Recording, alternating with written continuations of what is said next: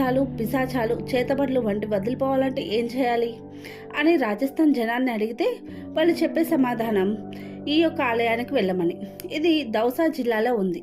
ఈ టెంపుల్ రోజు కొన్ని వేల మంది భక్తులు వెళ్తూ ఉంటారు. వాళ్ళు చూపించే భక్తి భరించలేనంతగా ఉంటుంది. కొందరైతే సలసల కాగే నీళ్లను ఒంటిపై పోసుకుంటారు. ఇంకొందరు ఉరి వేసుకున్నట్లు వేలాడతారు. మరికొందరైతే గొలుసులతో కట్టేసుకొని తలను గోడకేసి కొట్టుకుంటూ ఉంటారు.